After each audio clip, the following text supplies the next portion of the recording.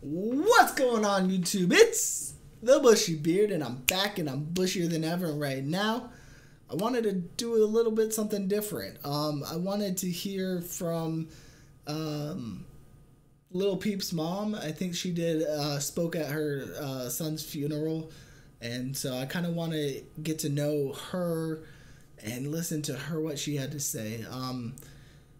I think this is going to be a relatively sad video, but I'm trying to get to know more about Little Peep, and I am going to do the interview with Montreal, I think is the name, Montreality or something, but I just want to get to know more about him from others before I get to know more about him from him. Like, some of the stuff that I've seen so far from him, interviewed, like the tattoo tour, I felt like I got to know some about him through his voice.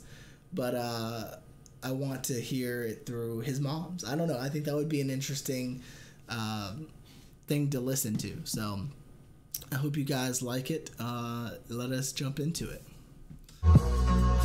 I don't know how the mother can get the strength to speak at her son's funeral. That would be insanity to me.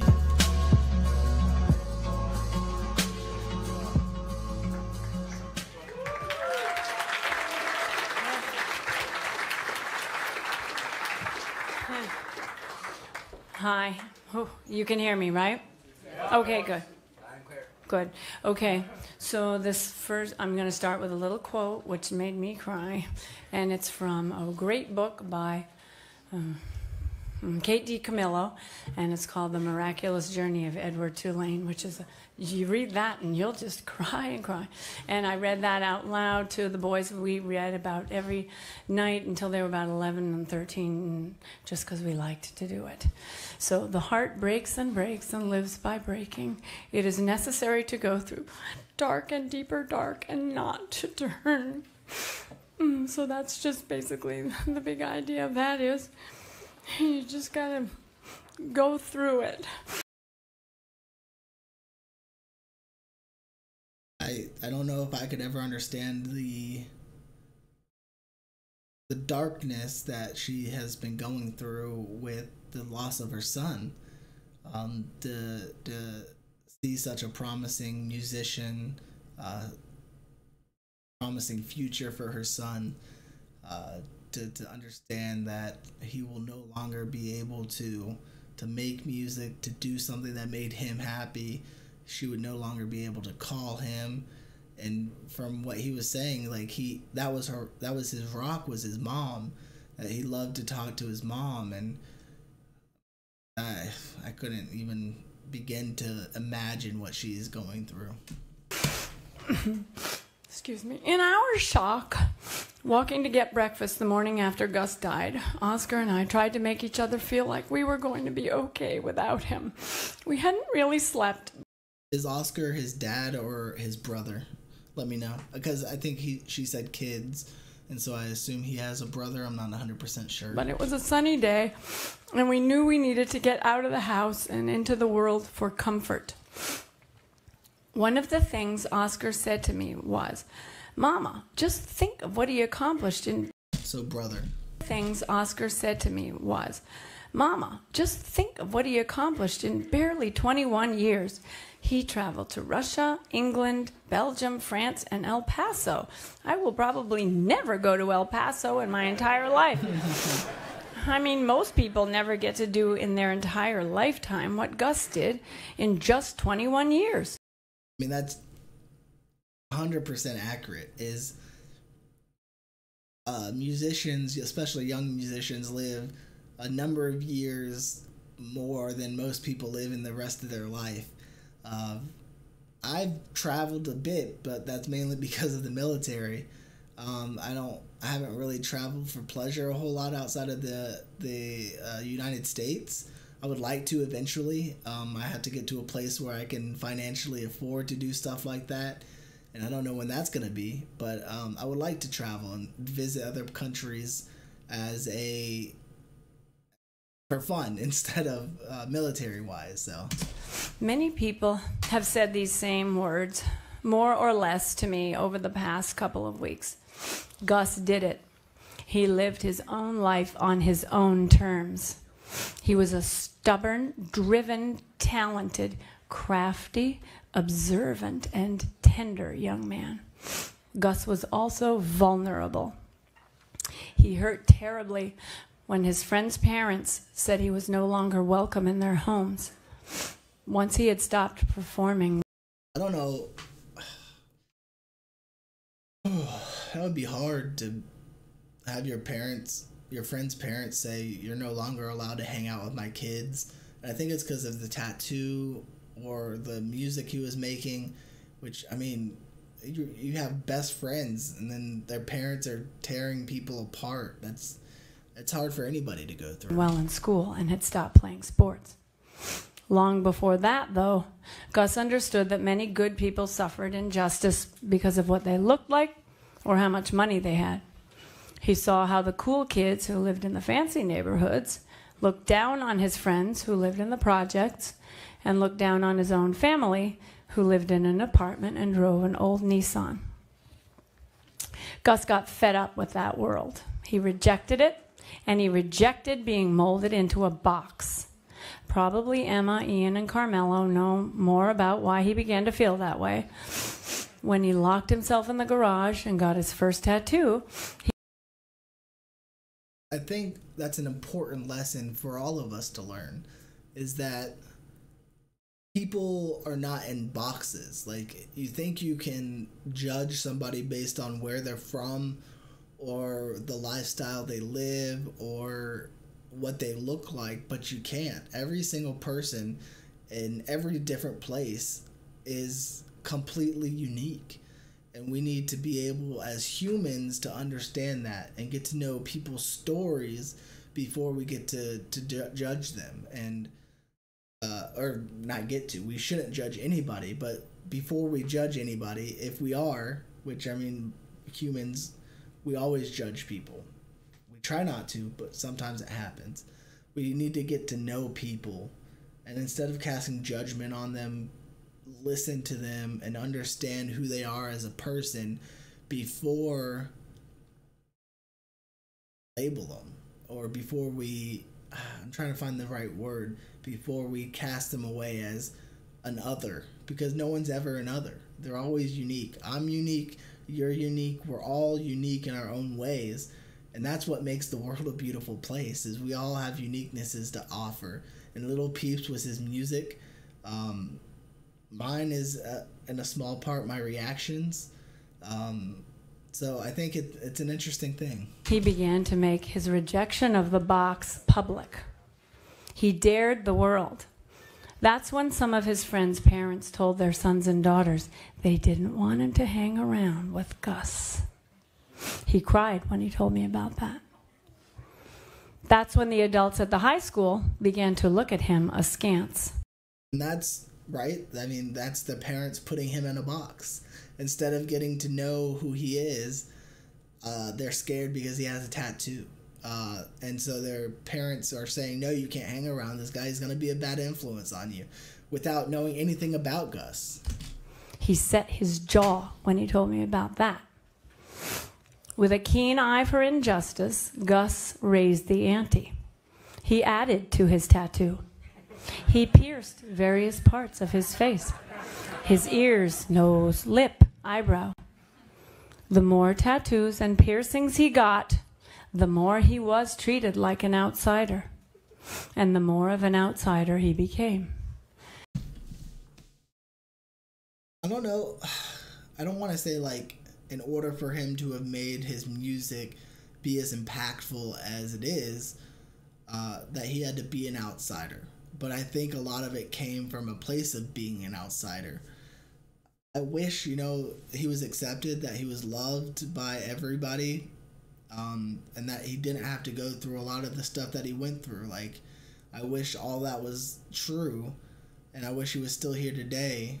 But, the things that we got out of such pain and hardship that he went through was such beautiful music. But I would trade that beautiful music to have a beautiful person any day of the week. Being an outsider, a reject, hurt him. He stayed in his room, barely mustering the courage to go to the library to complete the assignments necessary to get his diploma. And please, he graduated from high school, and he was on the dean's list the one semester he did of college. So that's awesome. And, you know, again, that's why you can't judge somebody. People would think, oh, this guy is just another outcast. He's just another punk who's not going to do anything with his life. But he graduated high school, and when he did go to college, he was exceeding. He was successful in it. It wasn't like he wasn't a smart kid. Graduated from high school, and he was on the dean's list the one semester he did of college. So fuck the people who said he didn't graduate from high school. Sorry. That was an ad lib. I apologize. And he did it because of his... Oh, I'm sorry. He liked Mr. Balsamo and Mr. Petchower, but he liked Mr. Balsamo more because he had tattoos. And he did it because of his love and gratitude for Mrs. Hartman, who saw him for who he was, not what he looked like. Years later, Gus told me... You don't understand the impact it can have on somebody's life to be accepting of them no matter what. No matter what they look like, no matter how they act, no matter how they talk, no matter what, no matter where they came from, if you can have a human connection with somebody, that can mean the world to them, and you would never know it. So that's why we just need to have human connections with people. That way we can start changing the world one conversation at a time. Not what he looked like. Years later, Gus told me that it was easy to tell the difference between the people who saw his tattoos when they looked at him and the people who saw him. Gus decided to move to California and left at 17. He tried to take classes, but few were available to an out-of-state resident. It was there that he discovered he could express his sorrow and joy and despair with his music. You may be surprised. You may not, but you may be surprised to hear that Gus and his housemates had a weekly Frank Sinatra night. I would not have known that. That's interesting.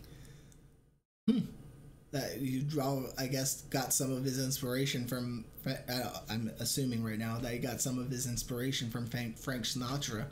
I mean, I guess I can hear it, you know, a little bit, yeah. His favorite song to sing was Fly Me to the Moon. And he was fucking good at singing it. When he returned from California, he began to make music at our home. My mother bought him some beats and explained to me why I should take this work seriously. So he and I drove to Best Buy, and I bought him a pair of fancy red earphones. That's awesome, is that her mom was trying to teach her that, you know, your son has a unique gift, and you need to nurture and grow it and allow and let him know that he's supported no matter what he's doing. That's awesome. Worked and worked and worked.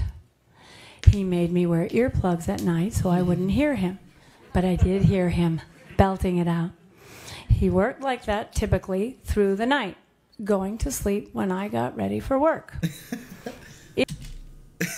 I bet that could be somewhat annoying to her, but knowing at the same time that she's hearing her son pursue something that he loves, but not just pursue it meaninglessly, but hard, doing hard work. If you had seen Gus walking down the street, you might have been put off, scared even. You might have thought, what a loser, or yikes, I had better cross the street.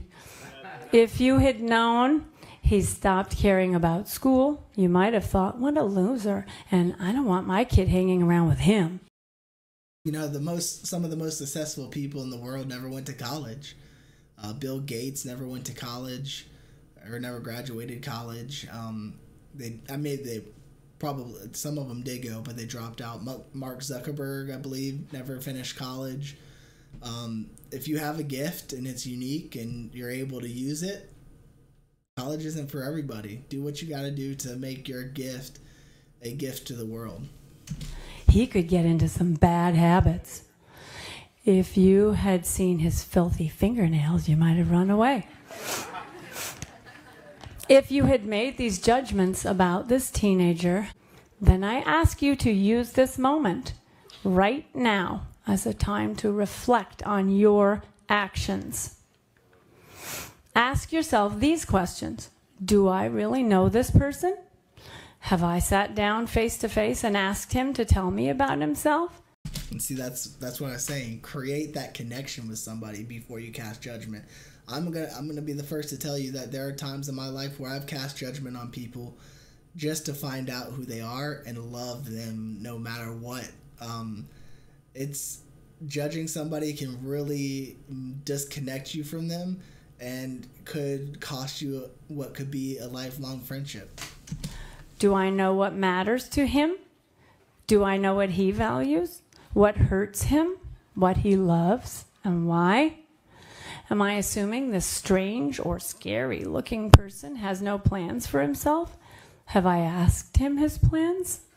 Am I dismissing this person because he does not match my definition of a good kid? Do I assume he... The thing with good is it's such a subjective term. We have, as Christians, we have the picture of good through God, but it's a subjective term to everybody. Whether you're a good person or a bad person to yourself is subjective, and what you view as good, somebody else might not view as good. And so it's one of those that it's a super subjective thing, and that's why you can't say, well, this person's a good person or this person's a good person, because it's so subjective. To you they might be, but to me maybe they're not. So he does not work. Be honest. Gus was.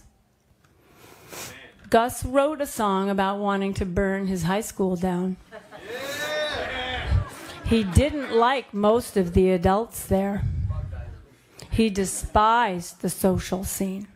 I say most of the adults. Most, not all. Must everyone fit into the box? Why must we have a box? Who is this box for? Can we reinvent ourselves? Gus has left us with so much to think about and learn from. I want to thank you all for coming here today. Please do not make assumptions about people. She has so much strength to be able to stand up there and give that. That's amazing. Or events in ignorance.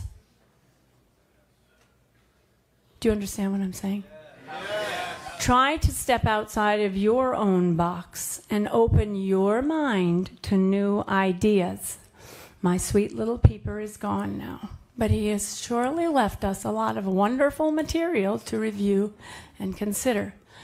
He has left me with new people to know. I am so proud of him. You have no idea.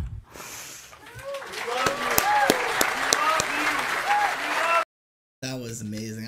I love that. Being able to hear from his mom, I think really is a good thing, and I'm glad I did this. I hope you guys liked it as much and got as much out of it as I did, because, amazing. And she's amazing and has so much strength to be able to stand up there and give that speech during such a hard time in her life. So, thank you. Anyways, until next time, YouTube, smile like you mean it from the Bushy Beard. Even when you don't want to smile, smiling can help.